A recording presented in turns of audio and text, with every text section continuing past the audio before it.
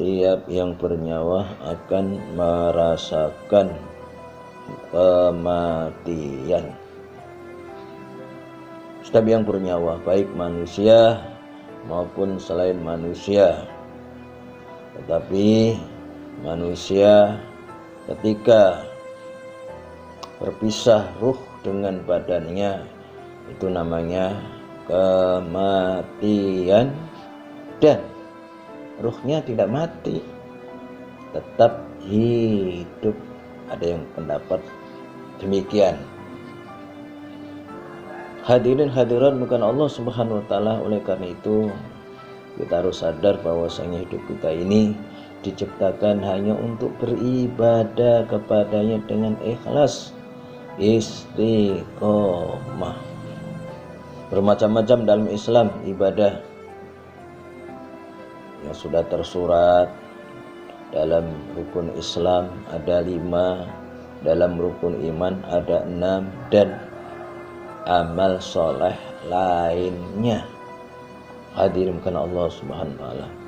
Untuk itu marilah kita jadikan segala aktivitas kita ini mempunyai nilai ibadah.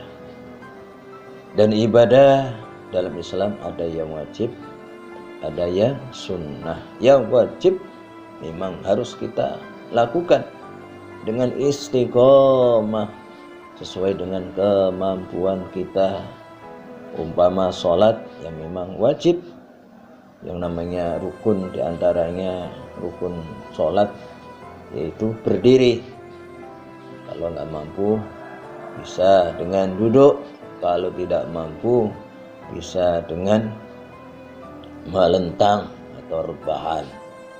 Bapak-bapak, ibu Allah subhanahu sepanjang berakal, sholat wajib dilakukan. Dan juga ibadah-ibadah yang sunnah juga harus kita hidupkan. Umpamanya sholat sunnah banyak macamnya, dan diantaranya adalah yaitu sunnah rawatib yang menyertai sholat 5 waktu. Sebelum duhur, sesudah duhur, sebelum asar, sebelum maghrib, sesudah maghrib, sebelum isya, sudah isya, dan sebelum subuh. Ada yang muakkad, ada yang ghairu muakkad. Kita hidupkan sesuai dengan kemampuan kita. Di samping itu juga ada sholat malam, tahajud, qiyamul lail, sesuai dengan niatnya. Kalau qiyamul lail jadilah qiyamul lail, tahajud jadi tahajud. Kalau niatnya tasbih jadilah tasbih atau hajat dan lainnya. Dan juga dengan sholat duhanya dan sholat sunnah-sunnah yang lainnya, sunnah taubat. Hadirin Allah subhanahu wa ta'ala, itu diantaranya contohnya. Bapak-bapak ibu Allah subhanahu wa ta'ala, kita kembali, umur kita terbatas, maka kita harus kita gunakan sebaik-baik. Kita tidak tahu kapan kita akan meninggal dunia, akan dipanggil Allah subhanahu wa ta'ala.